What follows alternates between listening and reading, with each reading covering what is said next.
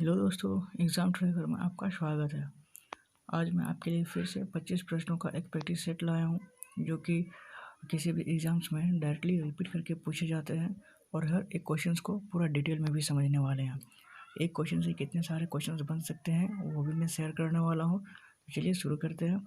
उससे पहले अगर आप चैनल पर नए हैं तो प्लीज़ चैनल को सब्सक्राइब कर ले और बेल आइकन को प्रेस कर ले, ताकि आने वाली वीडियोज़ की नोटिफिकेशन आप तक सबसे पहले पहुँचे। तो चलिए शुरू करते हैं। क्वेश्चन नंबर वन कहता है, गारो पहाड़ियाँ कहाँ स्थित है? आपके ऑप्शंस हैं ए आसाम में, ऑप्शन बी नागालैंड में, ऑप्शन सी मेघालय में, या फिर ऑप्शन डी मिजोरम में। दोस्तों, गारो और पहाड़ियाँ कहाँ स्थित है? तो मेघालय में स्थित है। ऑप्शन नंबर सी इसका राइट आंसर हो जाएगा। गारो हिल्स की जो पहाड़ियाँ हैं वो मेघालय में स्थित है। आगे डिटेल्स में जानेंगे। गारो की पहाड़ियाँ, यह मेघालय भारत में गारो और खासी श्रृंखला का एक हिस्सा है। यह श्रृंखला मेघालय उपोष्णकटिबंधीय वन पारी क्षेत्र का हिस्सा है। गारो स्थानीय स्तर पर स्वयं को एचिक कहते हैं। नोक रेक चोटी गारो पहाड़िया की सबसे ऊंची चोटी कहलाती है, याद रखेंगे। आगे खासी पहाड़िया के बारे में जानेंगे। यह भारत के मेघालय राज्य में शिलोंग पठार में स्थित है। खासी पहाड़िया गारो खासी जयंतिया रेंज का एक हिस्सा है और पूर्वांचल श्रृंखला और बड़ी पटकाई श्रृंखला से आगे पूर्व में जुड़ती है। सबसे ऊंची चोटी लूम शिलोंग है, जो कि 1968 मीटर ऊंची है, याद रखेंगे। आगे बढ़ते हैं। जयंतिया की पहाड़ियाँ। जयंतिया की पहाड़ियाँ जो मेघालय राज्य में खासी पहाड़ियों के पूर्व में आगे में स्थित है। यह पटकाई पहाड़ी श्रृंखला का एक हिस्सा है जो भारत में म्यांमार सीमा में पूरा फैला हुआ है, याद रखेंगे। गारो खासी की पहाड़ियाँ कहाँ है? मेघालय में। आगे बढ़ते हैं। क्वेश्चन नंबर टू कहता है, ब्रिटिश संसद का सदस्य बनने वाले पहले भारतीय का नाम बताइए। आपके ऑप्शन हैं ए पीलू मोदी, ऑप्शन बी दादा भाई नौरोजी, ऑप्शन सी भिखाजी कामा, या फिर ऑप्शन डी जमशेदजी टाटा। दोस्तों, ब्रिटिश संसद का जो सदस्य बनने वाले हमारे पहले भारतीय थे दादा भाई नौरोजी। ऑप्शन नंबर बी इसका राइट आंसर हो जाएगा। प्रीवियस ईयर्स में पूछा गया है। संसद का सदस्य बनने वाले पहले भारतीय दादा भाई नौरोजी थे। ऑप्शन नंबर बी इसका राइट आंसर है। आगे डिटेल्स में जानेंगे। दादा भाई नौरोजी ब्रिटिश संसद के लिए चुने जाने वाले पहले भारतीय थे।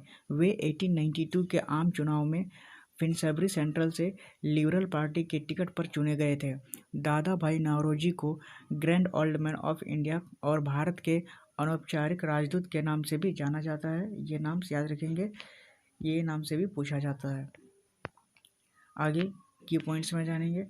दादा भाई नौरोजी ब्रिटिश संसद के सदस्य बनने वाले पहले भारतीय थे। 1892 के आम चुनाव में फिन्सबरी सेंट्रल में लिबरल पार्टी के लिए चुने गए थे। पहले ब्रिटिश भारतीय संसद थे, याद रखेंगे। इंपॉर्टेंट पॉइंट्स जानेंगे दादा भाई नौरोजी के बारे में। दादा भाई नौरोजी को the grand old man of India के नाम से जाना जाता था। वह एक बुद्धिजीवी और शिक्षक भी थे। अपने देशवासियों की भलाई के लिए उन्होंने महिलाओं को शिक्षित करने के लिए ज्ञान प्रसार मंडली की स्थापना की थी, याद रखेंगे दादा भाई नौरोजी। आगे दादा भाई नौरोजी से और भी कुछ जुड़ी बातें हैं, जैसे कि उन्होंने लंदन इंडियन सोसाइटी और ईस्ट इंडिया एसोसिएशन की स्थापना में मदद की थी। वे 1886, 1893 और 1906 में 3 बार भारतीय राष्ट्रीय कांग्रेस के अध्यक्ष बने थे, याद रखेंगे। उन्होंने poverty and un British rule in India नामक किताब लिखी थी, याद रखेंगे। ये बुक पूछा जाता है। उन्होंने बाइबल पर शपथ लेने से इनकार कर दिया था। कौन? दादा भाई नौरोजी, याद रखेंगे। आगे एडिशनल इन्फॉर्मेशन जो कि ऑप्शंस में थे उसके बारे में जानेंगे। पीलू मोदी कौन थे? तो पीलू मोदी एक भारतीय वास्तुकार और राजनीतिज्ञ थे और स्वतंत्र पार्टी के संस्थापक सदस्यों में से एक थे, याद रखेंगे। आगे भिखाजी कामा। भिकाजी कामा को भारतीय क्रांतिकारियों की जननी माना जाता है। उन्होंने स्वतंत्रता प्राप्त करने के लिए हिंसक क्रांतिकारी साधनों का समर्थन किया था और इन्होंने ही जर्मनी में हमारा सबसे पहला जो झंडा है वंदे मातरम सबसे पहले फहराया था विदेश की भूमि पर। याद रखेंगे भिकाजी कामा। आगे बढ़ते हैं। ऑप्शंस में था जमशेदजी टाटा। ये कौन थे? तो जमशेदजी टाटा नूरसेवान जी टाटा एक भारतीय अग्रणी उद्योगपति थे जिन्होंने टाटा ग्रुप की स्थापना की थी, जमशेदजी टाटा ने। याद रखेंगे। आगे बढ़ते हैं। Question number 3। क्वेश्चन नंबर 3 कहता है निम्नलिखित में से कौन सा जापान द्वीप समूह का सबसे बड़ा द्वीप है? पूछा गया है प्रीवियस ईयर्स में। आपके ऑप्शन हैं ए होन्शु द्वीप, ऑप्शन बी होक्काइडो द्वीप, ऑप्शन सी शिकोकू द्वीप या फिर ऑप्शन डी क्यूशू द्वीप। तो दोस्तों कौन सा है तो जापान द्वीप समूह का सबसे बड़ा द्वीप है? तो होन्शु द्वीप है। ऑप्शन नंबर ए इसका राइट आंसर हो जाएगा। होन्शु द्वीप जो है वह जापान द्वीप समूह का सबसे बड़ा द्वीप है। थोड़ा और जानेंगे इसके बारे में। जापान की राजधानी टोक्यो जो होन्शु द्वीप पर स्थित है। टोक्यो जापान के सबसे बड़े द्वीप होन्शु के मध्य तट पर कांटो क्षेत्र का एक हिस्सा है। यह टोक्यो खाड़ी के शीर्ष पर बसा है। टोक्यो को पहले एदो के नाम से जाना जाता था। याद रखेंगे। टोक्यो जापान का सबसे बड़ा शहर है। टोक्यो क्षेत्रफल के हिसाब से भी दुनिया का सबसे बड़ा नगरीय क्षेत्र है। याद रखेंगे जापान और टोक्यो से रिलेटेड। आगे जापान द्वीप समूह के बारे में बात करेंगे। यह द्वीप समूह लगभग 6000 द्वीपों का एक समूह है। होक्काइडो, होन्शु, शिकोकू और क्यूशू और ओकिनावा जो उत्तर से दक्षिण तक है 5 मुख्य द्वीप हैं। कहाँ पे? जापान में। मुख्य द्वीप जो उत्तरी प्रशांत पूर्व में है, ओखोटस्क की सागर उत्तर में है, जापान के सागर जो कि पश्चिम में है और पूर्व चीन सागर जो कि दक्षिण से घिरे हुए हैं। याद रखेंगे। आगे इन सभी द्वीपों में से होन्शु सभी द्वीपों में सबसे बड़ा है और सबसे अधिक आबादी वाला है। जापान की राजधानी टोक्यो भी होन्शु द्वीप पर स्थित है। जापान का सबसे ऊंचा पर्वत जो कि माउंट फूजी भी इसी द्वीप पर स्थित है। याद रखेंगे। जापानी द्वीपों के आसपास के क्षेत्र में विवर्तनिकी प्लेट की सीमाएं हैं, जैसे कि उत्तर में अकोस्टक प्लेट के नीचे प्रशांत प्लेट का प्रविष्ठन है और फिलीपींस प्लेट दक्षिण में है, नीचे प्रशांत प्लेट का प्रविष्ठन है और यूरेशियाई प्लेट जो दक्षिण के नीचे फिलीपींस प्लेट का प्रविष्ठन है। याद रखेंगे। आगे कहता है क्वेश्चन नंबर 4 में प्राकृतिक गैस के जलने पर कौन सी गैस निकलती है? एसएससी जीडी कांस्टेबल में पूछा गया है। Option number A carbon dioxide gas, option B hydrogen, option C hydrogen sulphide या फिर ऑप्शन डी ओजोन। दोस्तों जो प्राकृतिक गैस के जलने पर जो गैस निकलती है वो होती है carbon dioxide. Option number A इसका राइट आंसर हो जाएगा, जो कि ग्रीन हाउस गैस कहलाती है कार्बन डाइऑक्साइड। ऑप्शन नंबर ए। डिटेल्स में जानेंगे। कार्बन डाइऑक्साइड गैस जो कि इसका डिनोट नेम है CO2 एक रासायनिक यौगिक है और ये एक ग्रीन हाउस गैस है। याद रखेंगे। यह एक प्राथमिक वायु प्रदूषक है। यह वायुमंडल में गर्मी को रोकती है और वायुमंडलीय तापमान को बढ़ाती है। यह पृथ्वी के दीर्घकालिक ग्रीन हाउस गैसों में सबसे महत्वपूर्ण गैस है। यह कमरे में तापमान पर गैस अवस्था में पाई जाती है और सामान्य सांद्रता में गंधहीन होती है, इसकी कोई स्मेल नहीं होती। याद रखेंगे। आगे इसका केमिकल नेम है CO2 से डिनोट किया जाता है। यह ऐसे अणुओं से बनी है जिनमें से प्रत्येक में एक कार्बन परमाणु होता है जो 2 ऑक्सीजन परमाणुओं से सहसंयोजक रूप से जुड़ा होता है। याद रखेंगे। कार्बन डाइऑक्साइड वनों की कटाई और जलने वाले जीवाश्म ईंधन के साथ साथ श्वसन और ज्वालामुखी विस्फोट जैसी प्राकृतिक प्रक्रियाओं के माध्यम से उत्पन्न होती है। प्रकाश संश्लेषण के दौरान पौधे कार्बन डाइऑक्साइड गैस अवशोषित करते हैं। याद रखेंगे। ग्रीन हाउस की गैस के बारे में की पॉइंट्स में जानेंगे। प्राकृतिक गैस जलाने से निकलने वाली गैस जो है वो कार्बन डाइऑक्साइड है CO2। प्राकृतिक गैस में मुख्य रूप से मीथेन CH4 होता है जो एक हाइड्रोकार्बन है। जब इसे जलाया जाता है तो यह हवा में ऑक्सीजन यानी O2 के साथ प्रतिक्रिया करता है और कार्बन डाइऑक्साइड और जल वाष्प पैदा करता है। याद रखेंगे। आगे दहन की प्रक्रिया जानेंगे इसकी।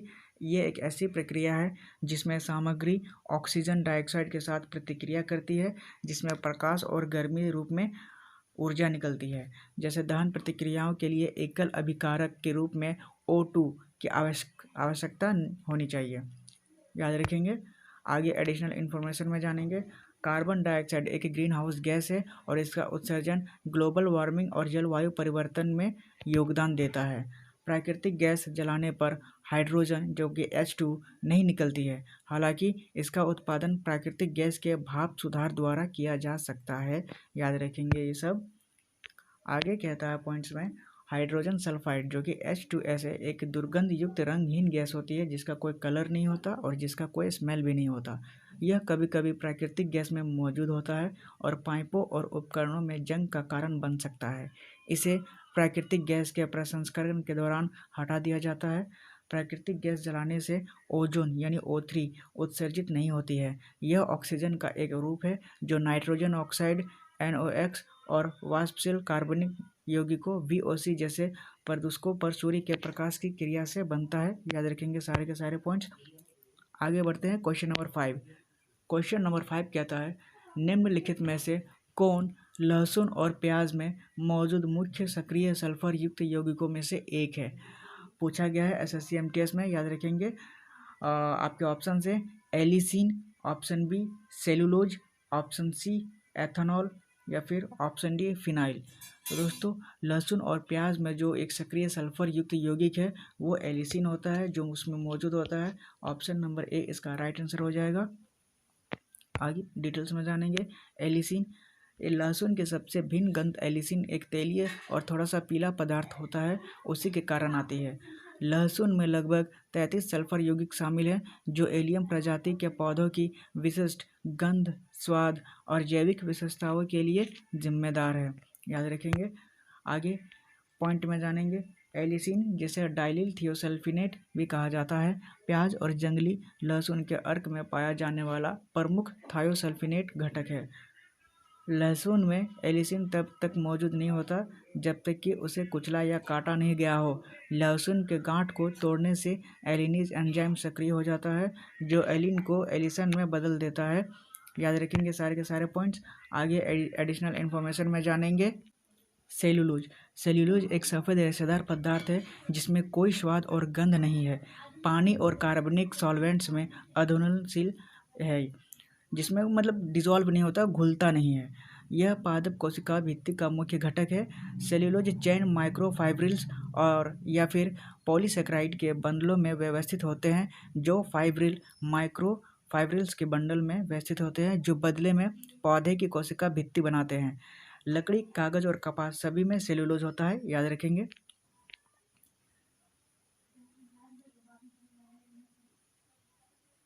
आगे है एलिसिन, जिसे डायलिसिस थियोसल्फिनेट भी कहा जाता है। ये हो गया था शायद, अर्क में पाया जाता है। सेल्यूलोज ये भी हो गया था, सॉरी। आगे इथेनॉल, इथेनॉल एक कार्बनिक रासायनिक यौगिक है। इसका रासायनिक सूत्र C2H6O है, होने से इसका सरल अल्कोहल बन जाता है। ये एक अल्कोहल का फॉर्मूला भी है, याद रखेंगे, ये भी पूछा जाता है। इथेनॉल एक वाष्पशील, ज्वलनशील, रंगहीन तरल है जिसमें विशिष्ट वाइन जैसी गंध और कड़वा स्वाद होता है। इथेनॉल से इसका उपयोग विलायक के रूप में, अन्य कार्बनिक रसायनों के संश्लेषण में और ऑटोमोटिव गैसोलीन में एक योज्य के रूप में किया जाता है। इथेनॉल कई मादक पेय जैसे बियर, वाइन और डिस्टिल्ड स्पिरिट का एक नशीला घटक भी होता है इथेनॉल। याद रखेंगे। और आगे है फिनाइल के बारे में। फिनाइल एक कार्बोनिक एसिड भी कहा जाता है, पूछा जाता है केमिकल नेम, और इसका केमिकल फार्मूला है C6H5OH के साथ एक सुगंधित कार्बनिक यौगिक है जो कि बहुत महकता है। यह एक सफ़ेद क्रिस्टलीय ठोस है जो अस्थिर है। फिनॉल का उपयोग मुख्य रूप से फेनोलिक रेजिन के उत्पादन और नायलॉन और अन्य सिंथेटिक फाइबर के निर्माण में किया जाता है। फिनाइल का याद रखेंगे। आगे है इसका उपयोग स्लिमिसाइड्स, जो कि कीटों में बैक्टीरिया और कवक को मारने वाला रसायन है, एक कीटाणुनाशक और एंटीसेप्टिक के रूप में, और औषधीय तैयार जैसे एक माउथ वॉश और गले में खराश के लिए भी किया जाता है फिनाइल का उपयोग। याद रखेंगे। आगे बढ़ेंगे। Question number 6। क्वेश्चन नंबर 6 पूछता है कि वर्षा की छोटी छोटी बूंदें किसके कारण गोल होती है। वर्षा की छोटी छोटी बूंदें किसके कारण गोल होती है, यही आपको बताना है। ऑप्शन से ए पृष्ठ तनाव के कारण, ऑप्शन बी केशिकाकर्षण के कारण, ऑप्शन सी नीचे की ओर गति के कारण, या फिर ऑप्शन डी गुरुत्वाकर्षण बल के कारण लगने वाला त्वरण। तो दोस्तों वर्षा की जो छोटी छोटी बूंदें हैं वो किसके कारण गोल होती है? तो पृष्ठ तनाव के कारण गोल होती है। ऑप्शन नंबर ए इसका राइट आंसर हो जाएगा। प्रीवियस ईयर में पूछा गया है, याद रखेंगे। क्यों होता है डिटेल्स में जानते हैं। वर्षा की छोटी छोटी बूंदें पृष्ठ तनाव के कारण गोल होती है।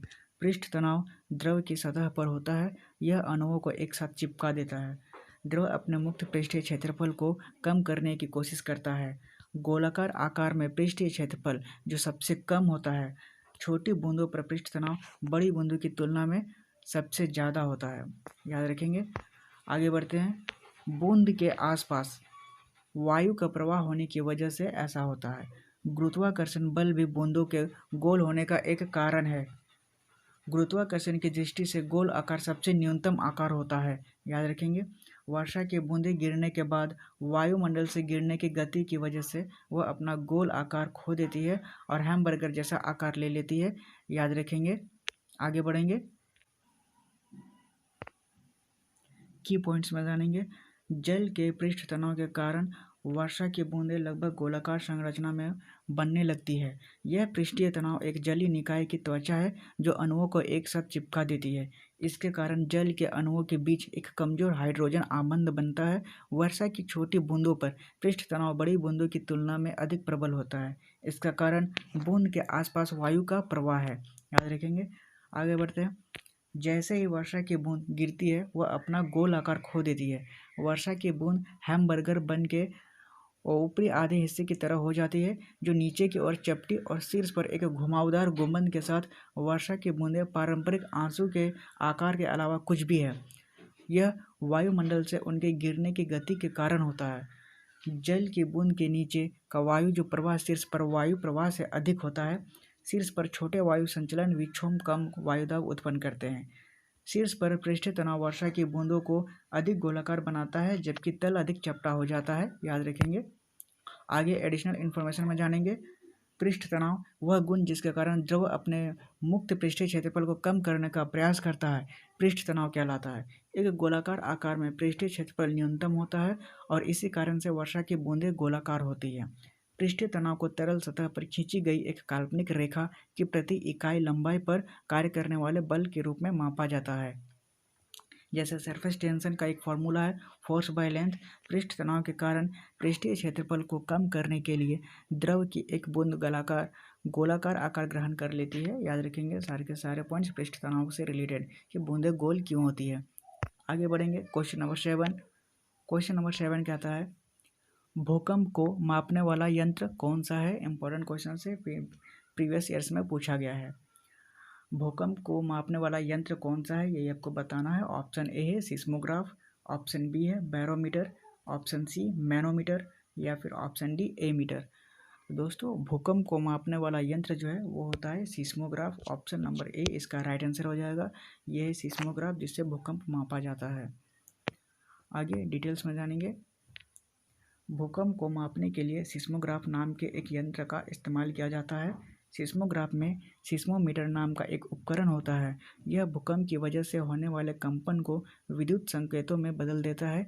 इन संकेतों को कंप्यूटर स्क्रीन पर सिस्मोग्राफ के रूप में दिखाया जाता है। सिस्मोग्राफ के जरिए भूकंप की तीव्रता, अवधि और केंद्र का पता लगाया जाता है, याद रखेंगे। सिस्मोग्राफ से भूकंप मापा जाता है। की पॉइंट्स में जानेंगे। सिस्मोग्राफ एक उपकरण है जो भूकंप को मापता है। इसमें एक सेंसर होते हैं जो जमीनी गति को विद्युत संकेत में अनुवाद करते हैं और जो यंत्र द्वारा संसाधित और विवरण किए जाते हैं। भूकंप पृथ्वी का अचानक कांपना या फिर कांपना है जो बहुत कम समय तक रहता है। यह पृथ्वी की पपड़ी के अंदर गहरे विक्षोभ के कारण होता है, याद रखेंगे। भूकंप के प्रमुख कारण क्या होते हैं? तो पृथ्वी की सबसे बाहरी परत एक टुकड़े में नहीं है, यह खंडित है और प्रत्येक टुकड़ों को प्लेट कहा जाता है और ये प्लेट निरंतर गति में रहती है। जब वे एक दूसरे को ब्रश करते हैं या फिर टक्कर के कारण एक प्लेट दूसरे को नीचे चली जाती है तो वह पृथ्वी की पपड़ी के गड़बड़ी पैदा करते हैं और टकराने की वजह से भूकंप आते हैं, याद रखेंगे। आगे एडिशनल इन्फॉर्मेशन में जानेंगे। बैरोमीटर जो कि ऑप्शंस में थे। बैरोमीटर एक ऐसा उपकरण है जो वायुमंडलीय दबाव को मापता है, याद रखेंगे। बैरोमीटर से पूछा जाता है वायुमंडलीय दबाव किससे मापा जाता है, तो बैरोमीटर से। आगे है मैनोमीटर। एक ऐसा उपकरण है जो एक या दोनों सिरों पर खुली यू आकार की नली वाले पात्र का उपयोग करके वायु दाब को मापता है, मैनोमीटर।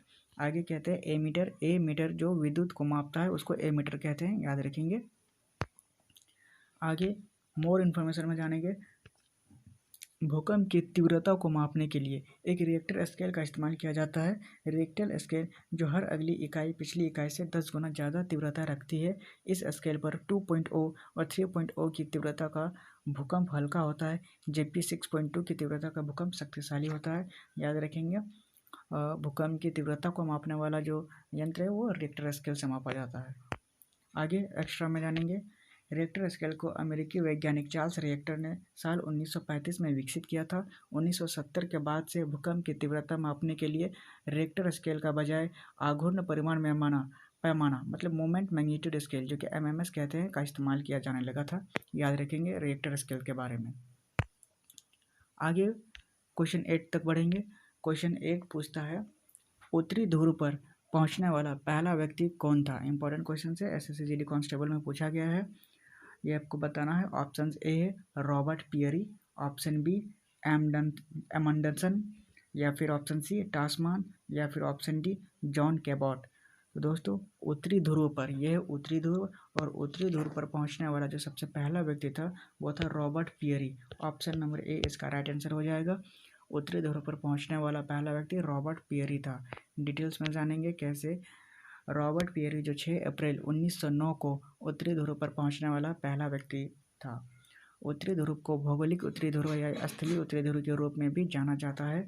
उत्तरी ध्रुव आर्कटिक महासागर के बीच में स्थित है, जो पानी से घिरा हुआ है, जो स्थायी रूप से बार बार समुद्री बर्फ से ढक जाता है।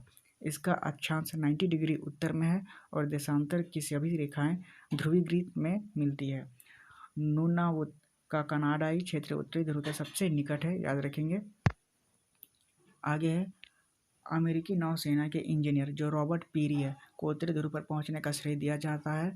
उनका दावा था कि 6 अप्रैल 1909 को मैथ्यू हैंसन और 4 इनुइट लोगों के साथ ध्रुव पर पहुंचे थे। हालांकि उत्तरी ध्रुव पर पहुंचने वाले पहले व्यक्ति के बारे में कुछ और भी बातें हैं, जैसे कि राल्फ प्लास्टेड है, वॉल्ट पेडरसन, गैरी पिटजल और जीन ल्यूक बॉम्बार्डियर ने 19 अप्रैल 1968 को स्नोमोबाइल से बर्फ पर यात्रा करके उत्तरी ध्रुव पर पहुंचने का दावा किया था।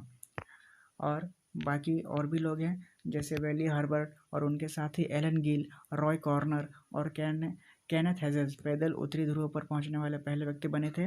और जेरेमी क्लार्कसन जो कि उत्तरी ध्रुव पर कार चलाने वाला पहला व्यक्ति था। और डॉक्टर फ्रेडरिक एकुक ने भी दावा किया था कि वह अप्रैल 1908 में उत्तरी ध्रुव पर पहुंचे थे। ये उत्तरी ध्रुव पर पहुंचने वाले सारे के सारे व्यक्ति हैं। आगे उत्तरी ध्रुव के बारे में जानेंगे। उत्तरी ध्रुव क्या है? तो उत्तरी ध्रुव पृथ्वी का सबसे उत्तरी बिंदु है। यह आर्कटिक महासागर के बीच में स्थित है। उत्तरी ध्रुव पर पृथ्वी की धुरी घूमती है।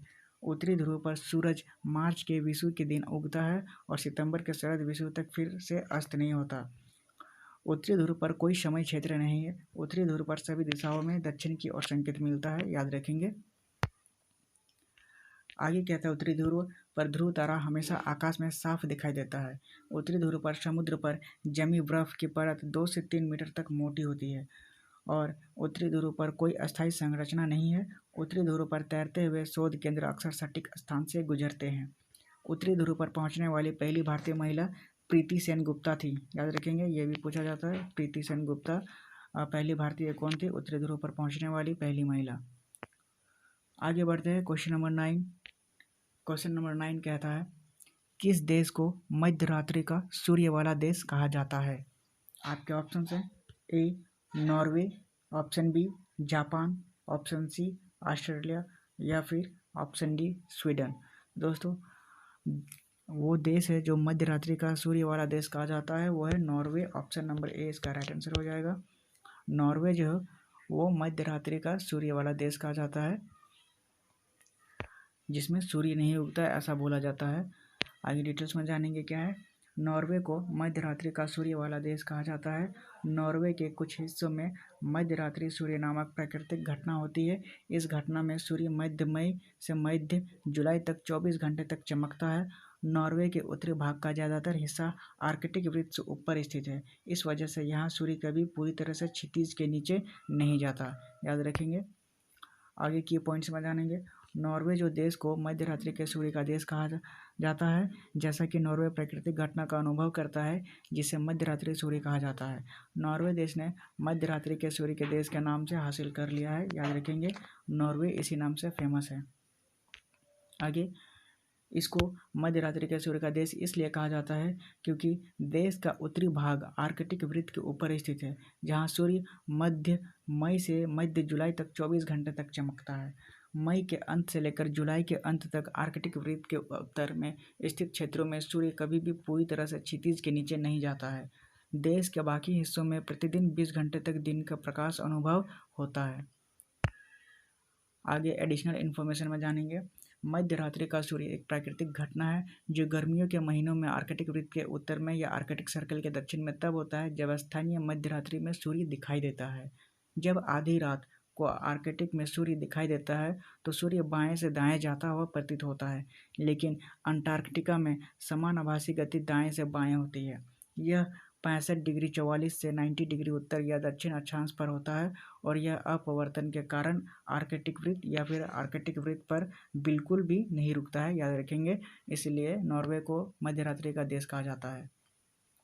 आगे नॉर्वे के बारे में और भी कुछ खास बातें हैं, जैसे नॉर्वे में मध्य रात्रि के सूर्य को गहरा सांस्कृतिक महत्व दिया जाता है। यह गर्मियों के आगमन और प्रकाशन और गर्मी के उत्सव का एक प्रतीक है। इस दौरान समुदाय एक साथ आकर अंतहीन दिन के उजाले से मिलने वाली ऊर्जा का आनंद लेते हैं। पूरे देश में त्यौहार और समारोह आयोजित किए जाते हैं। नॉर्वे में पारंपरिक संगीत, नृत्य और दावतें खुशी और सौहार्द का माहौल बनाती है। नॉर्वे के स्वालबार्ड में मध्य रात्रि का सूर्य सबसे ज़्यादा समय तक दिखाई देता है। यहाँ 20 अप्रैल से 22 अगस्त के बीच में सूर्य अस्त नहीं होता है। याद रखेंगे। आगे बढ़ेंगे क्वेश्चन नंबर 10। क्वेश्चन नंबर 10 कहता है, स्वतंत्र भारत में पहला आम चुनाव कब आयोजित किया गया था? आम चुनाव पूछा गया है एनटीपीसी में, इंपॉर्टेंट क्वेश्चन है, यही आपको बताना है। पहला आम चुनाव कब आयोजित किया गया था? आपके ऑप्शन हैं ए 1950 में, ऑप्शन बी 1951-52 में, ऑप्शन सी 1947-48 में, या फिर ऑप्शन डी 1953 में। तो दोस्तों, स्वतंत्र भारत में जो पहला आम चुनाव था वो कब आयोजित किया गया था?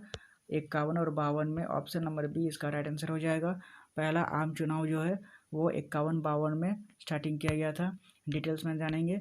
51-52 का आम चुनाव 25 अक्टूबर 1951 से 21 फरवरी 1952 तक हुआ था। अगस्त 1947 में भारत की आज़ादी के बाद यह पहला लोकसभा चुनाव था। जवाहरलाल नेहरू ने अंतरिम कैबिनेट का नेतृत्व किया और इसमें विभिन्न समूहों के 15 सदस्य शामिल थे। भारतीय राष्ट्रीय कांग्रेस के ने 489 सीटों में से 364 सीटें जीती थी। कुल मतों का 45% था। जवाहरलाल नेहरू लोकतांत्रिक रूप से स्वतंत्र भारत के पहले प्रधानमंत्री बन गए थे। याद रखेंगे, सारे के सारे आम चुनाव से इम्पोर्टेंट पॉइंट है। आगे इम्पोर्टेंट पॉइंट्स में और जानेंगे। पहला आम चुनाव जो 51-52 में 4 महीनों के लिए हुआ था, यह 25 अक्टूबर से लेकर 21 फरवरी 1952 तक हुआ था। यह चुनाव सार्वभौमिक वयस्क मताधिकार पर आधारित थे, अर्थात 21 वर्ष की आयु या इससे अधिक आयु के व्यक्ति मतदान का अधिकार रखते थे पहले। याद रखेंगे।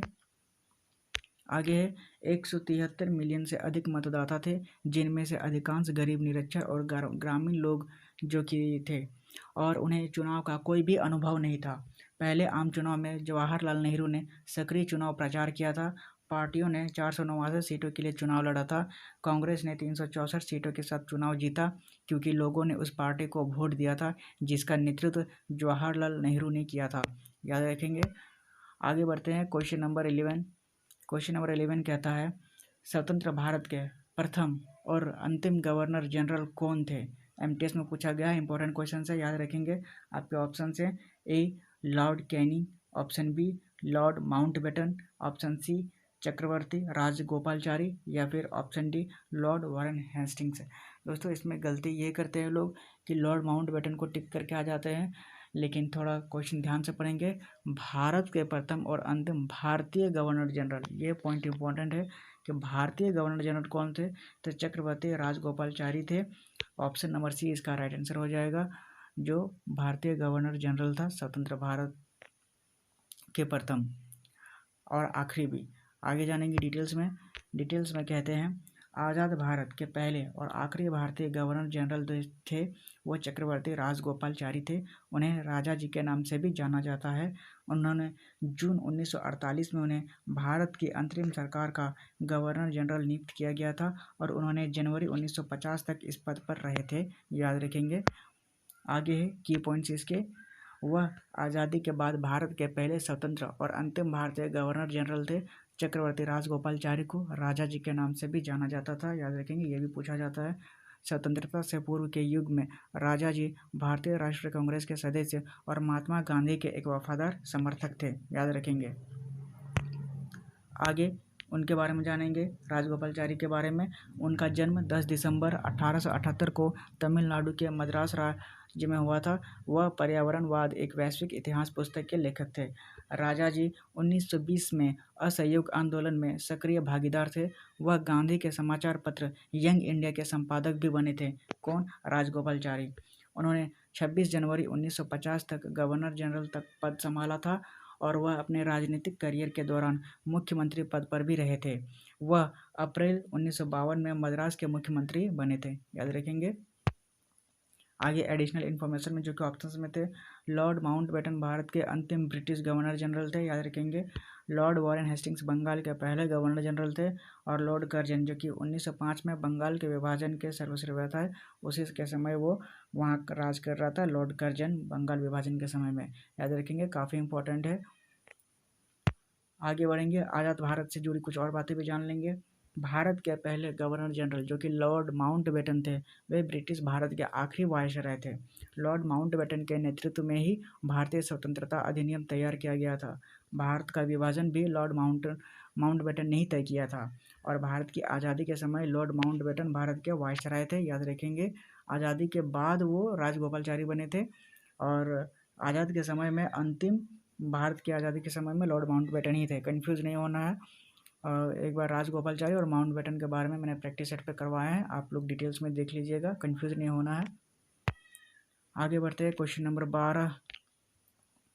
क्वेश्चन नंबर 12 कहता है मुगल बादशाह बाबर का वास्तविक नाम क्या था? आपके ऑप्शन हैं A Hasanuddin Mohammad, option B Ghiyasuddin Mohammad, option C Zahiruddin Mohammad या फिर ऑप्शन डी कासिमुद्दीन मोहम्मद। दोस्तों, जो मुगल बादशाह बाबर था उसका वास्तविक नाम यानी असली नाम क्या था? तो जहीरुद्दीन मोहम्मद था। ऑप्शन नंबर सी इसका राइट आंसर हो जाएगा, जहीरुद्दीन मोहम्मद, जो कि बाबर का असली नाम था। आगे जानेंगे डिटेल्स में। कहता है बाबर का जो जहीरुद्दीन मोहम्मद है भारत में मुगल साम्राज्य का एक संस्थापक था। वह तैमूर अपने पिता की ओर और चंगेज खान जो अपनी माता की ओर का वंशज था। उसका मूल नाम जहीरुद्दीन मोहम्मद था। 1494 ईस्वी में 11 वर्ष की आयु में बाबर अपने पिता उमर शेख मिर्जा के स्थान पर फरगना वर्तमान जो उज्बेकिस्तान का शासक बना था। 11 साल की उम्र में वो राजा बन गया था। आगे एडिशनल इन्फॉर्मेशन में जानेंगे, बाबर का मुगल साम्राज्य का संस्थापक था। 1526 ईस्वी में इब्राहिम लोदी के साथ पानीपत की पहली लड़ाई लड़ी और मुगल साम्राज्य की नींव रखी थी। आत्मकथा इसकी है तुजक ए बाबरी, जो तुर्की भाषा में लिखी गई थी। 1527 ईस्वी में उसके सेनापति मीर बाकी ने बाबरी मस्जिद का निर्माण किया था, याद रखेंगे, और 1530 ईस्वी में उसकी मौत हो गई थी। आगे हुमायूं के बारे में जानेंगे। हुमायूं जो एक बाबर का पुत्र था, एक गणितज्ञ और खगोल शास्त्री था। जीवनी इसकी हुमायूं नामा है, जो उसकी बहन गुलबदन बेगम ने द्वारा लिखी गई थी, हुमायूं नामा। आगे अकबर के बारे में जानेंगे। जन्म 1542 ईस्वी में अमरकोट में हुआ था, जो कि पाकिस्तान में है। 1556 ईस्वी में हेमू के साथ पानीपत की दूसरी लड़ाई लड़ी और उसने हेमू को हरा दिया था। धार्मिक कर्ज जजिया जो जजिया कर होता है उसको समाप्त कर दिया था, किसने? अकबर ने। उन्होंने एक नए धर्म जैसे दीन ए इलाही की स्थापना की थी। जीवनी आईनी ए अकबरी अबुल फजल द्वारा लिखी गई है, याद रखेंगे। सारे के सारे ये सारे पॉइंट्स इंपॉर्टेंट है। आगे क्वेश्चन नंबर 13 पूछता है अर्थशास्त्र में 1998 का नोबेल पुरस्कार किसे मिला था? ये इंपॉर्टेंट है, हर बार पूछा गया है, मैंने भी अपने एग्जाम में देखे हैं ये क्वेश्चंस। तो चलिए शुरू करते हैं। अर्थशास्त्र में 1998 का नोबेल पुरस्कार किसे मिला है? ऑप्शन है सोलो को, ऑप्शन बी मार्शल को, ऑप्शन सी अमर्त्य सेन को, या फिर ऑप्शन डी पॉल सैमुएल्सन को। तो दोस्तों अर्थशास्त्र में जो नोबेल पुरस्कार मिला है 98 में, वो अमर्त्य सेन जी को मिला है। ऑप्शन नंबर सी इसका राइट आंसर है। अमर्त्य सेन को अर्थशास्त्र में नोबेल पुरस्कार मिला है 1998 में। आगे डिटेल्स में जानेंगे। सही उत्तर क्या अमर्त्य सेन हो जाएगा। उनका जन्म 3 नवंबर 1933 को पश्चिम बंगाल के शांति निकेतन में हुआ था। अमर्त्य सेन को कल्याण अर्थशास्त्र पर उनके काम के लिए 1998 में अल्फ्रेड नोबेल की स्मृति में आर्थिक विज्ञान में स्वेरिगस रिक्सबैंक पुरस्कार द्वारा सम्मानित किया गया था। याद रखेंगे अमर्त्य सेन के लेकर। और उनके प्रमुख पुस्तकें हैं जो याद रखने लायक है, जैसे द आर्गुमेंटेटिव इंडिया 2005 में, द आइडिया ऑफ जुस्टिक ये भी अमर्त्य सेन द्वारा लिखी गई है 2009 में, और the country of first boys and the other aces इसको अमर्त्य सेन ने लिखा है 2015 में। याद रखेंगे 1999 में उन्हें कल्याणकारी अर्थशास्त्र में उनके योगदान के लिए भारत रत्न पुरस्कार मिला था। उन्हें 2020 में जर्मन बुक ट्रेड में शांति पुरस्कार भी मिला है। किनको? अमर्त्य सेन को। याद रखेंगे। आगे पॉइंट में जानेंगे। अर्थशास्त्र में नोबेल पुरस्कार, आर्थिक विज्ञान में स्वीडिश रिक्सबैंक पुरस्कार, इसकी शुरुआत कब हुई थी? तो 1969 में अल्फ्रेड नोबेल की याद में की गई थी। यह royal Swedish academy of sciences Stockholm जो स्वीडन द्वारा सम्मानित किया जाता है। आर्थिक विज्ञान में पहला नोबेल जो रागनार फ्रिस्क और जैन टिनबर्गेन को प्रदान किया था। आर्थिक विज्ञान में पहला जो नोबेल पुरस्कार मिला था वो रागनार फ्रिस्क को मिला था और जैन टिनबर्गेन को मिला था। याद रखेंगे। आगे एडिशनल इन्फॉर्मेशन में जानेंगे जो कि ऑप्शंस में थे। पॉल सैमुएल्सन, उन्होंने अर्थशास्त्र की विकासोन्मुख परिभाषा दी थी और उन्हें आधुनिक अर्थशास्त्र के संस्थापक के रूप में जाना जाता है। किसको? पॉल सैमुएल्सन को। आगे जानेंगे अल्फ्रेड मार्शल जो थे वो ब्रिटेन के एक प्रमुख अर्थशास्त्री थे। अपनी पुस्तक प्रिंसिपल ऑफ इकोनॉमिक्स के लिए ये लोकप्रिय हैं। जब भी पूछा जाएगा प्रिंसिपल ऑफ इकोनॉमिक्स के लेखक कौन है तो अल्फ्रेड मार्शल बताएंगे नाम। डिटेल्स याद रखेंगे, सारे के सारे पॉइंट्स इंपॉर्टेंट है। आगे रॉबर्ट सोलो, अल्फ्रेड मार्शल हो गया था जो प्रिंसिपल ऑफ इकोनॉमिक्स के लिए प्रसिद्ध था। और रॉबर्ट सोलो के बारे में जानेंगे। वह एक अमेरिकी अर्थशास्त्री हैं। वह पूंजी के विभिन्न यात्राओं के साथ एक विकास मॉडल विकसित करने वाले पहले व्यक्ति थे। उन्हें 1987 में आर्थिक विज्ञान में स्वेरिगस रिक्सबैंक पुरस्कार से सम्मानित किया गया था। किन्हें? रॉबर्ट सोलो को। याद रखेंगे, पॉइंट्स एक बार देख लेंगे ये। आगे है क्वेश्चन नंबर 14। क्वेश्चन नंबर 14 कहता है यूरो को यूरोप की आधिकारिक मुद्रा के रूप में किस वर्ष से अपनाया गया था? इंपॉर्टेंट क्वेश्चन से प्रीवियस ईयर में पूछा गया है। ऑप्शन से ए 2000 में, ऑप्शन बी 2001 में, ऑप्शन सी 2002 में, या फिर ऑप्शन डी 2003 में। दोस्तों यूरो को यूरोप की आधिकारिक मुद्रा के रूप में किस वर्ष से अपनाया गया था? तो 2002 से अपनाया गया था। ऑप्शन नंबर सी इसका राइट आंसर हो जाएगा। ये है यूरो के नोट से डिटेल में जानेंगे। ऑप्शन नंबर सी इसका 2002 था। आगे की पॉइंट्स में देखेंगे। यूरो एक मुद्रा के रूप में 1 जनवरी 1999 को यूरोपीय संघ द्वारा शुरू किया गया था, लेकिन यह एक अदृश्य मुद्रा थी जिसका उपयोग केवल लेखांकन उद्देश्यों और इलेक्ट्रॉनिक भुगतान के लिए किया जाता था। 1 जनवरी 2002 को सिक्के और बैंक नोट जारी किए गए और 12 यूरोपीय संघ के देशों में इतिहास में सबसे बड़ा नगद परिवर्तन हुआ था। याद रखेंगे। इंपॉर्टेंट पॉइंट्स इसके हैं। यूएस डॉलर जारी करने की तारीख थी कब? 2 अप्रैल 1792 में। और चीन ने मंगलवार 4 जनवरी 2022 को अपना प्राथमिक डिजिटल युआन जारी किया था। अपना याद रखेंगे। यूएस डॉलर जो है वो 1792 में जारी हुआ था, और यूरो 2002 में, और चीन में जो युआन जारी हुआ था वो 2022 में। एडिशनल इन्फॉर्मेशन में जानेंगे। यूरोपीय संघ 27 सदस्य राज्यों का एक राजनीतिक और आर्थिक संघ है जो मुख्य रूप से यूरोप में स्थित है। इसकी स्थापना 1 नवंबर 1983 को maastricht नीदरलैंड्स में हुई थी। याद रखेंगे यूरोप। आगे है वर्तमान में जो कि 2022 और 24 यूरोपीय संघ के 27 सदस्य देशों में से 19 की आधिकारिक मुद्रा है जो एक साथ मिलकर यूरो जोन का गठन करते हैं, जिसे आधिकारिक तौर पर यूरो क्षेत्र कहा जाता है। ब्रेक्सिट ब्रिटिश निकास का एक बंदरगाह है जो 31 जनवरी 2020 को यूरोपीय संघ EU से यूनाइटेड किंगडम UK की वापसी की गई थी। याद रखेंगे जो यूनाइटेड किंगडम EU से UK कब बना था? 2020 में। ब्रिटेन एकमात्र संप्रभु देश है जिसने 47 वर्षों तक संघ का हिस्सा रहने के बाद यूरोपीय संघ को छोड़ दिया। दुनिया में सबसे मूल्यवान मुद्रा कुवैती दिनार है और दुनिया में सबसे अधिक कारोबार वाली मुद्रा कौन सी? US dollar. और दुनिया में सबसे मूल्यवान मुद्रा कौन सी है? तो कुवैती दिनार। याद रखेंगे, दोनों पॉइंट्स इंपॉर्टेंट है, याद रखेंगे। आगे बढ़ते हैं क्वेश्चन नंबर 15। क्वेश्चन नंबर 15 कहता है कीर्ति स्तंभ या फिर विजय स्तंभ कहाँ स्थित है? दोनों एक ही है, कीर्ति स्तंभ कहो या फिर विजय स्तंभ, कंफ्यूज नहीं होना है। यही आपको बताना है कहाँ स्थित है। आपके ऑप्शन हैं A चित्तौड़गढ़ में, ऑप्शन B राजगढ़ में, ऑप्शन C जोधपुर में या फिर ऑप्शन D बाड़मेर में। तो दोस्तों कीर्ति स्तंभ या फिर विजय स्तंभ कहाँ स्थित है? चित्तौड़गढ़ में। ऑप्शन नंबर A इसका राइट आंसर हो जाएगा। कीर्ति स्तंभ या फिर विजय स्तंभ पूछा जाए तो बताइएगा चित्तौड़गढ़ में है, ऑप्शन नंबर A। डिटेल्स में जानेंगे। कीर्ति स्तंभ यह एक जैन व्यापारी जीजाजी भगेरवाला द्वारा रावल कुमार सिंह के शासनकाल के दौरान निर्मित 12वीं शताब्दी की एक मीनार है। यह चित्तौड़गढ़ शहर के चित्तौड़ किले में स्थित है। इसका उपयोग मुख्य उद्देश्य जैन तीर्थ का एक महिमा मंडल करना था, जैन धर्म का। याद रखेंगे। आगे है 22 मीटर की ऊंचाई वाले यह 6 मंजिला मीनार आदिनाथ को समर्पित है जो पहले जैन तीर्थकर थे। याद रखेंगे, यह है 6 मंजिला। मीनार को नग्न नृत्यकरों की कई आकृतियों से अलंकृत किया गया है जो यह दर्शाता है कि यह दिगंबर संप्रदाय से संबंधित है। मीनार के भीतर और बाहर कई जैन शिलालेख पाए जा सकते हैं जो 896 ईस्वी सन के समय के हैं। याद रखेंगे, चित्तौड़गढ़ का यह किला जो विजय स्तंभ है। आगे विजय स्तंभ यह राजस्थान के चित्तौड़गढ़ में चित्तौड़ किले के भीतर स्थित एक विजय स्मारक है। मीनार का निर्माण मेवाड़ के राजा राणा कुंभा ने 1448 में करवाया था।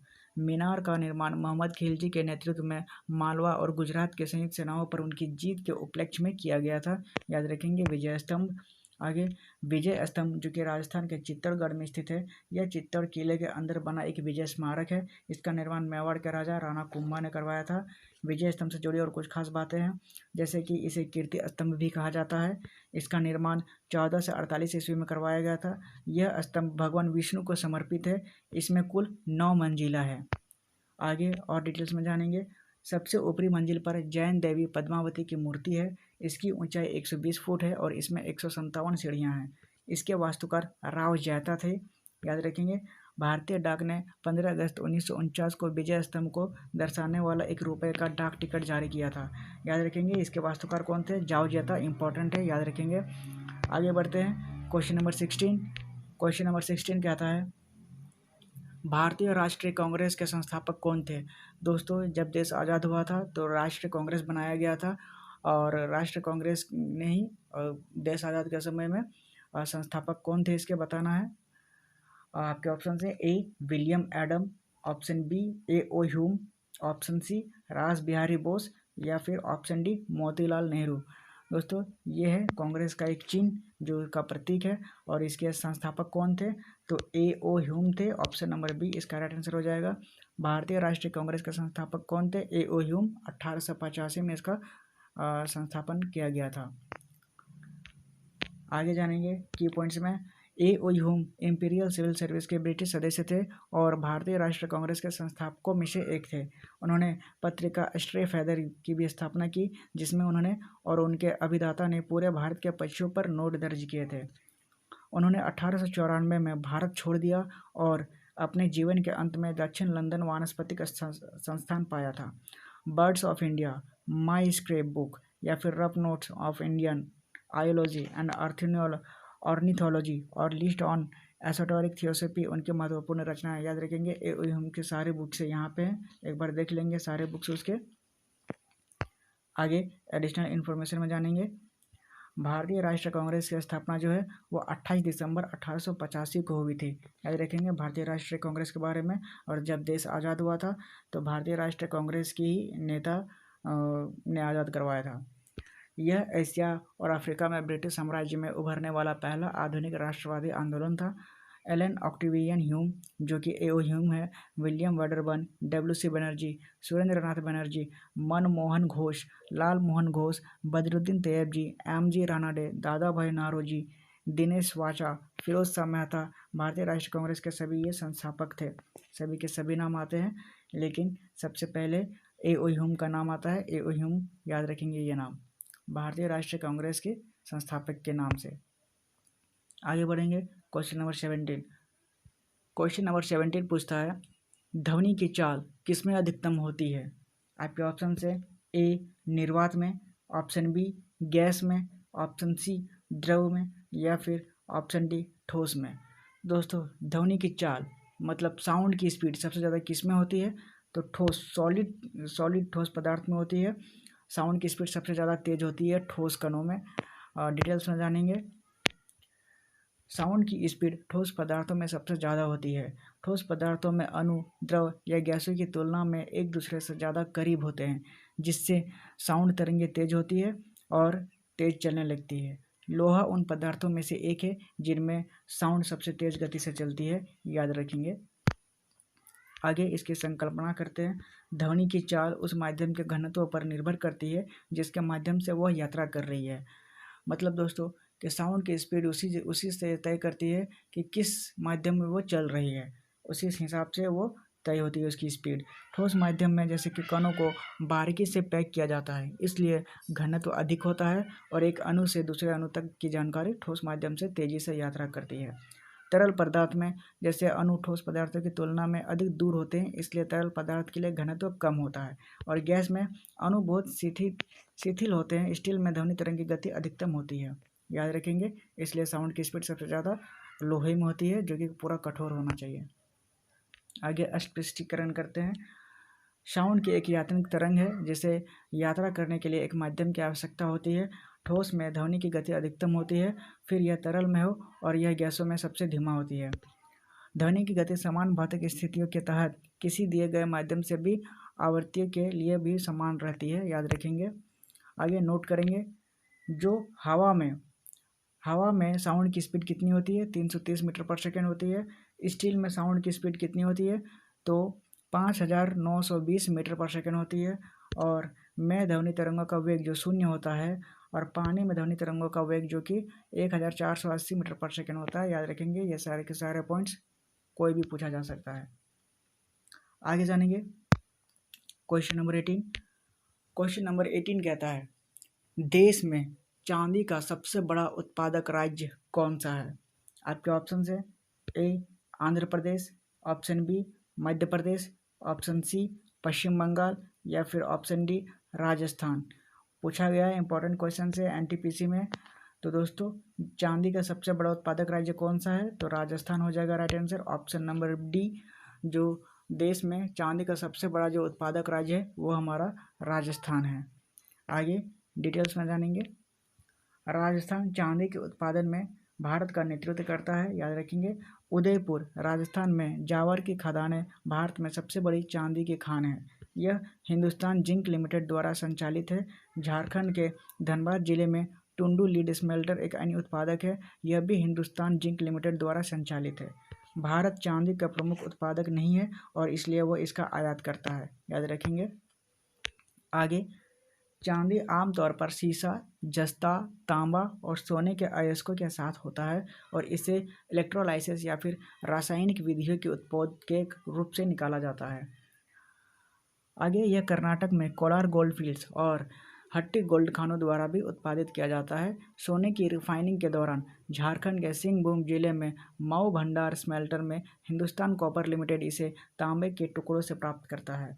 आंध्र प्रदेश में वीजाग जो जिंक स्मेल्टर है, स्मेल्टर में से सीसा सांद्रता से प्राप्त किया जा सकता है। आगे, भारत में चांदी का सबसे ज़्यादा उत्पादन राज्य करने वाला जो राजस्थान है। राजस्थान में चांदी का उत्पादन देश के कुल उत्पादन का 60% से ज़्यादा होता है। राजस्थान के उदयपुर में स्थित जावर माइंस भारत की सबसे बड़ी चांदी की खदान है। इसका संचालन हिंदुस्तान जिंक लिमिटेड करता है, याद रखेंगे। रिपीट कर रहे हैं क्वेश्चंस। राजस्थान में चांदी के साथ साथ जिंक और लेड जैसे अयस्कों के भी भंडार है, याद रखेंगे सारे पॉइंट्स। भारत में चांदी उत्पादन करने वाले कुछ और राज्य हैं, जैसे कि आंध्र प्रदेश है, तेलंगाना है, कर्नाटक है, झारखंड है, हरियाणा है और मध्य प्रदेश। ये सभी के सभी चांदी उत्पादन करने वाले राज्यों में से है। आगे, चांदी का उत्पादन करने के लिए खदानों से चांदी को निकाला जाता है और फिर रासायनिक प्रक्रियाओं से इसमें अंतिम रूप दिया जाता है। याद रखेंगे सारे के सारे पॉइंट्स चांदी से रिलेटेड। आगे बढ़ते हैं क्वेश्चन नंबर 19। क्वेश्चन नंबर 19 कहता है, भारतीय संविधान की 8वीं अनुसूची में प्रारंभ कितनी भाषाओं को शामिल किया गया है। दोस्तों क्वेश्चन ध्यान से पढ़ेंगे। भारतीय संविधान की 8वीं अनुसूची में प्रारंभ में कितनी भाषाओं को शामिल किया गया था, यही आपको बताना है। ऑप्शन ए है 14, ऑप्शन बी 18, ऑप्शन सी 16 या फिर ऑप्शन डी 22। तो दोस्तों संविधान के 8वीं सूची में प्रारंभ में कितनी भाषाओं को शामिल किया गया था, तो 14 भाषाओं को शामिल किया गया था, बाद में 22 की गई थी। तो हमारा आंसर राइट आंसर ए हो जाएगा, 14 भाषाएं। और वर्तमान में भाषाएं 22 है, याद रखेंगे। और 8वीं अनुसूची में डिटेल्स में देखेंगे थोड़ा की पॉइंट्स में। भारतीय संविधान के आर्टिकल 344 और आर्टिकल 351 भारत में राजभाषा से संबंधित है। भारतीय संविधान की 8वीं अनुसूची में 22 भाषाएं शामिल हैं, याद रखेंगे। लेकिन मूल रूप से इनमें 14 भाषाएं पहले थी, लेकिन वर्तमान में 22 भाषाएं हो गई। और वो 22 भाषाएं कौन कौन सी है, ये है असमिया, बांग्ला, बोडो, डोगरी, गुजराती, हिंदी, कन्नड़, कश्मीरी, कोंकणी, मैथिली, मलयालम, मणिपुरी, मराठी, नेपाली, उड़िया, पंजाबी, संस्कृत, संताली, सिंधी, तमिल, तेलुगु और उर्दू है, याद रखेंगे। आगे और भी इंपॉर्टेंट पॉइंट्स देखेंगे इस मामले में। सिंधी को 21वीं संशोधन अधिनियम 1967 द्वारा जोड़ा गया था। कौन सी भाषा, सिंधी भाषा को। और कोंकणी भाषा जो मणिपुर और नेपाली को 1992 के 71वें संशोधन अधिनियम द्वारा जोड़ा गया था। और बोडो, डोगरी, मैथिली और संथाली ये चारों भाषा को 2003 में जोड़ा गया था 92वें संशोधन अधिनियम द्वारा। याद रखेंगे, ये पूछा भी जाता है कौन कौन सी भाषा कब जोड़ा गया था। मैंने खुद देखा है, ये तीसरा वाला पॉइंट जो बोडो है, डोगरी, मैथिली और संथाली को 2003 में 92वें संशोधन अधिनियम द्वारा जोड़ा गया था। संविधान के भाग 17 में राजभाषा पर आर्टिकल शामिल हैं। आर्टिकल 343 और 351 आधिकारिक भाषाएं इसमें शामिल हैं। किसमें, आर्टिकल 343 और 351 में।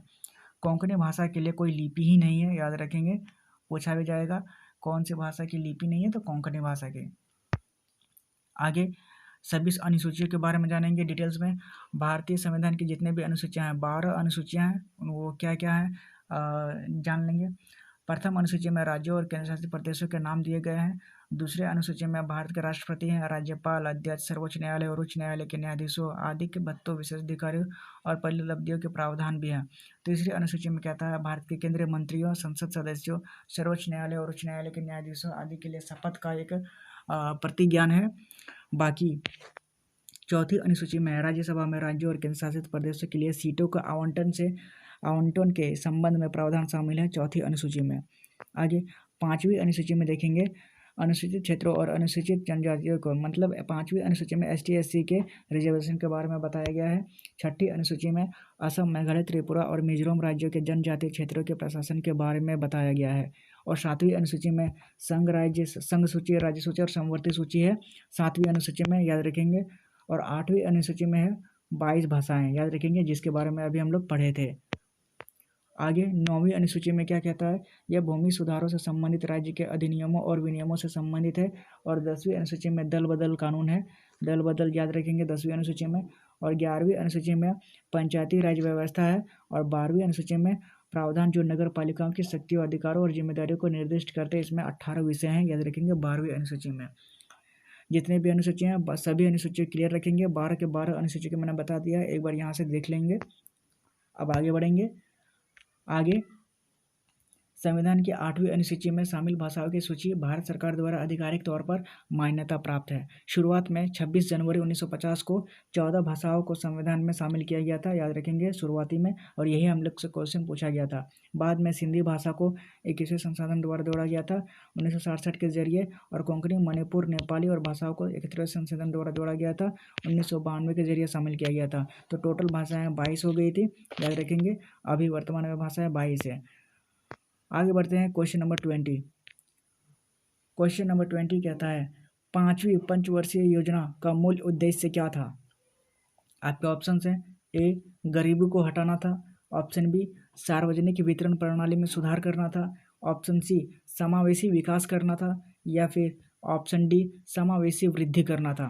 तो दोस्तों 5वीं पंचवर्षीय योजना का मूल उद्देश्य क्या था? तो गरीबी हटाना था 5वीं पंचवर्षीय योजना। ऑप्शन नंबर ए इसका राइट आंसर हो जाएगा। भारत की जो 5वीं पंचवर्षीय योजना लागू की गई थी गरीबी हटाने के लिए। डिटेल्स में जानेंगे। 5वीं पंचवर्षीय योजना में गरीबी दूर करने और आत्मनिर्भरता पर जोर दिया गया था। 5वीं पंचवर्षीय योजना की अवधि 1974 से लेकर 1978 तक थी। यह योजना गरीबी हटाओ, रोजगार, न्याय, कृषि उत्पादन और रक्षा पर केंद्रित थी। इस योजना को 1978 में नवनिर्वाचित मोरारजी देसाई सरकार ने समाप्त कर दिया था। 1975 में विद्युत आपूर्ति अधिनियम में संशोधन किया गया और 1975 में एक 20 सूत्री कार्यक्रम, न्यूनतम आवश्यकता कार्यक्रम जो कि MNP और भारतीय राष्ट्रीय राजमार्ग प्रणाली की शुरुआत की गई थी 5वीं पंचवर्षीय योजना में। याद रखेंगे, इंपॉर्टेंट है। एडिशनल इन्फॉर्मेशन में जानेंगे। योजना आयोग की स्थापना 15 मार्च 1950 को की गई थी और प्रथम पंचवर्षीय योजना 1951 से लेकर 1956 तक शुरुआत के साथ 1 अप्रैल 1951 से योजना युग की शुरुआत हो गई थी। याद रखेंगे।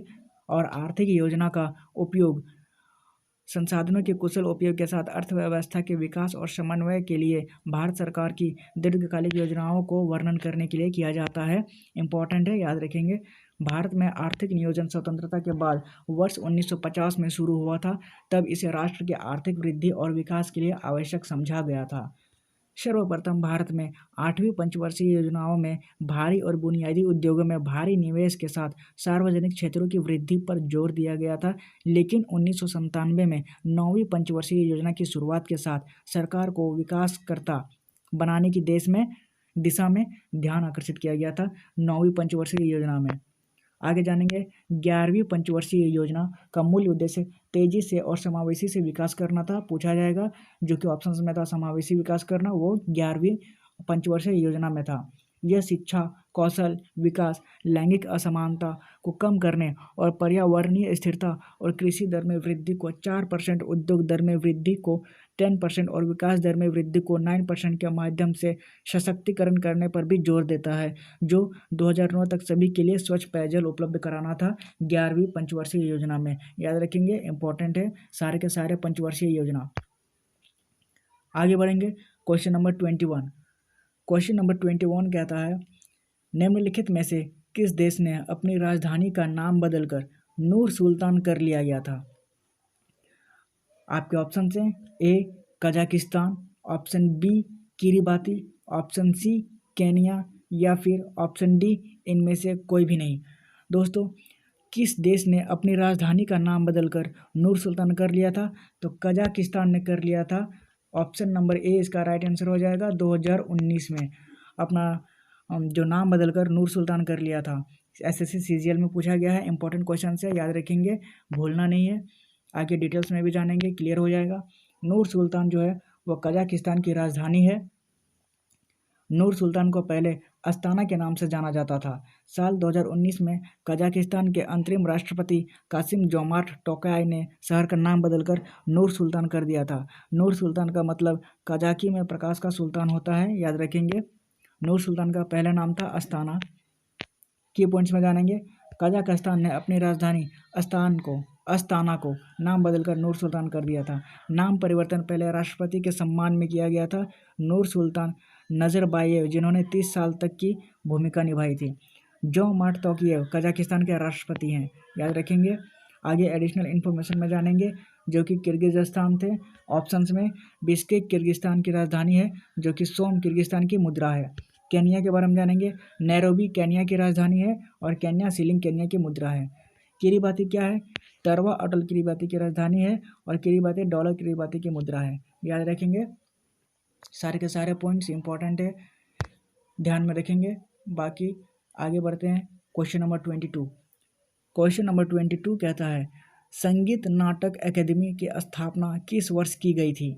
आपके ऑप्शन है ए 1953, ऑप्शन बी 1947, ऑप्शन सी 1948, या फिर ऑप्शन डी 1949।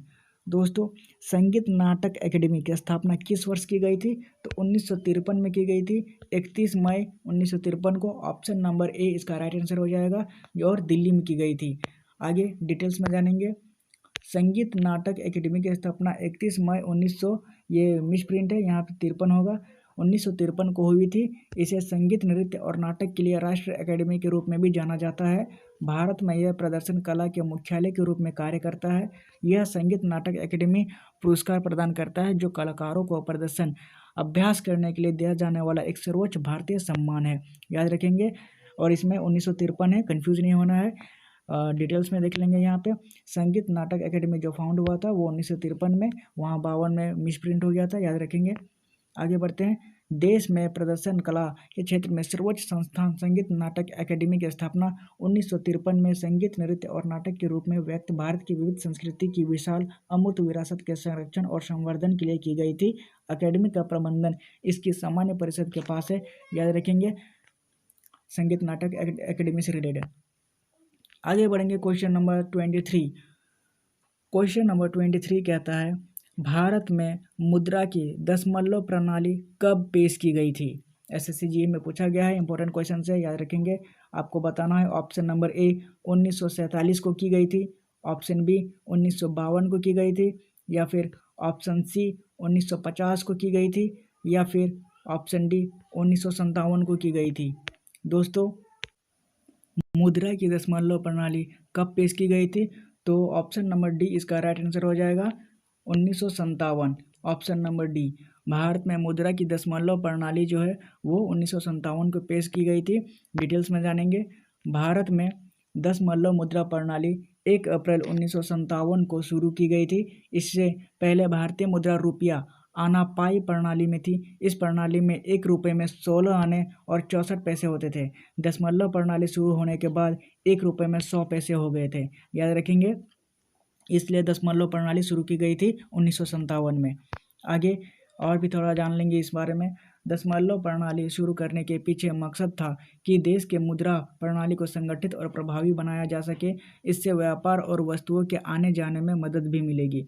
दशमलव प्रणाली शुरू करने के बाद भी कुछ समय के लिए दशमलव और गैर दशमलव दोनों तरह के सिक्के चलन में रहे। इन दोनों तरह के सिक्कों को अलग करने के लिए 1957 से लेकर 1964 के बीच जारी किए गए सिक्कों पर नया पैसा लिखा गया था, याद रखेंगे, दशमलव प्रणाली से रिलेटेड।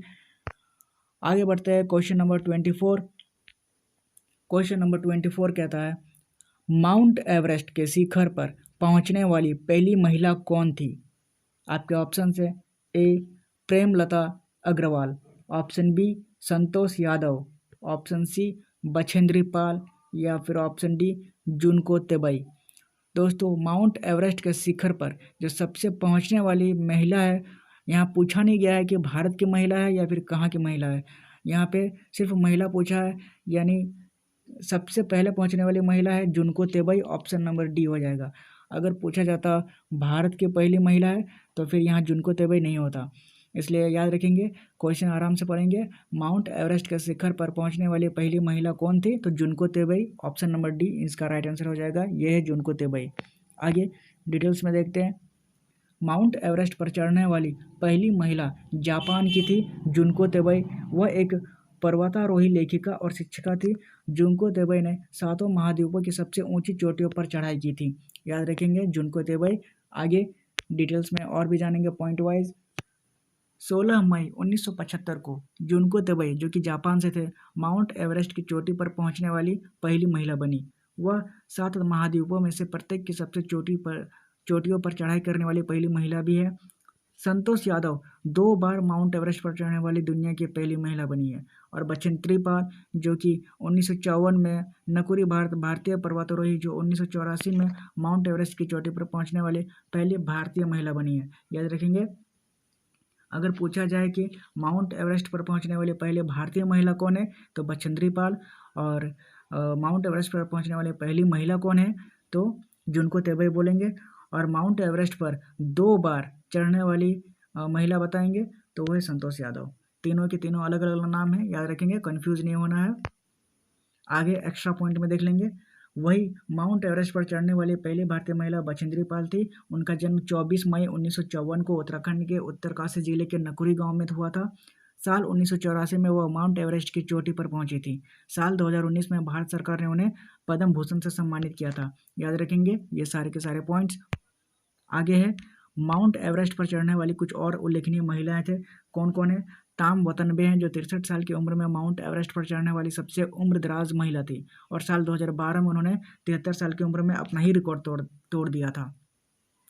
याद रखेंगे माउंट एवरेस्ट पर चढ़ने से रिलेटेड कुछ ये बातें। आगे बढ़ते हैं। आगे हमारा आखिरी क्वेश्चन है इस प्रैक्टिस सेट का। आखिरी क्वेश्चन नंबर 25। क्वेश्चन नंबर 25 कहता है, वर्ष 1987 में भारत रत्न से सम्मानित होने वाले प्रथम विदेशी कौन थे? आपके ऑप्शन हैं A doctor Martin Luther King, option B Mother Teresa, option C Khan Abdul Ghaffar Khan, या फिर ऑप्शन डी जुबिन मेहता।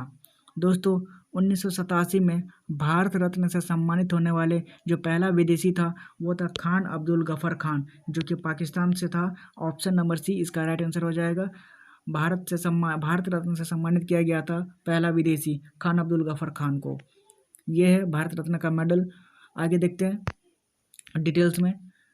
पाकिस्तान के नेता थे और अखंड भारत के स्वतंत्रता सेनानी खान अब्दुल गफ्फार खान को भारत रत्न से सम्मानित होने वाले पहले विदेशी व्यक्ति थे। उन्हें साल 1987 में यह सम्मान मिला था। खान अब्दुल गफ्फार खान को सीमांत गांधी और फ्रंटियर गांधी के नाम से भी जाना जाता है। ये इंपॉर्टेंट है, ये पूछा जाता है सीमांत गांधी या फिर फ्रंटियर गांधी किसे कहा जाता है? खान अब्दुल गफ्फार खान को। इंपॉर्टेंट है, याद रखेंगे। आगे की पॉइंट्स में जानेंगे। भारत रत्न प्राप्त करने वाले पहले 2 गैर भारतीय खान अब्दुल गफ्फार खान, जो कि 1987 में, और नेल्सन मंडेला 1990 में विदेशी भारत रत्न पाने वाले हैं। ऐसा कोई लिखित प्रावधान नहीं है कि भारत रत्न केवल भारतीय नागरिकों को ही दिया जाना चाहिए। देशीकरण से नागरिकता पाने वाले भारतीय नागरिक मदर टेरेसा को यह पुरस्कार 1980 में दिया गया था। याद रखेंगे मदर टेरेसा को भी भारत रत्न मिला है। कब? 1980 में। आगे एडिशनल इन्फॉर्मेशन में जानेंगे। मार्टिन लूथर किंग जो 1964 में नोबेल शांति पुरस्कार पाने वाले सबसे कम उम्र के व्यक्ति थे। मदर टेरेसा को 1980 में भारत रत्न दिया गया। उन्हें देशीकरण से भारत की नागरिकता थी और उन्हें 1979 में नोबेल शांति पुरस्कार भी दिया गया था मदर टेरेसा को। याद रखेंगे। आगे एक्स्ट्रा इन्फॉर्मेशन में जानेंगे। भारत रत्न पाने वाले दूसरे गैर भारतीय व्यक्ति दक्षिण अफ्रीका के पूर्व राष्ट्रपति कौन थे? Nelson Mandela. इनको भी मिला है। उन्हें साल 1990 में मिला था भारत रत्न। याद रखेंगे सारे के सारे पॉइंट। आगे जानेंगे भारत रत्न से जुड़ी कुछ और बातें। भारत रत्न पाने वाली पहली भारतीय महिला कौन थी? इंदिरा गांधी थी। उन्हें साल 1971 में यह सम्मान मिला था और उस समय वे भारत के प्रधानमंत्री थे। भारत रत्न पाने वाले पहले प्रधानमंत्री जवाहरलाल नेहरू थे। उन्हें साल 1955 में यह सम्मान मिला था भारत रत्न। आगे है भारत रत्न पाने वाले पहले राष्ट्रपति कौन थे? तो डॉक्टर राजेंद्र प्रसाद। उन्हें साल 1962 में यह सम्मान मिला है। आगे है मरने के बाद भारत रत्न पाने वाले पहले व्यक्ति कौन बने थे? तो लाल बहादुर शास्त्री। उन्हें 1966 में यह सम्मान मिला है। भारत रत्न से जुड़ी बातें, ये सब बातें याद रखेंगे और उम्मीद है आपको पसंद आया होगा। आज का सेशन यही हमारा समाप्त होता है। उम्मीद करते हैं कि ये प्रैक्टिस सेट आपको ज़रूर से ज़रूर पसंद आया होगा। आज के लिए इतना ही। मिलते हैं अगले वीडियो में। तब तक के लिए बाय। Thank you.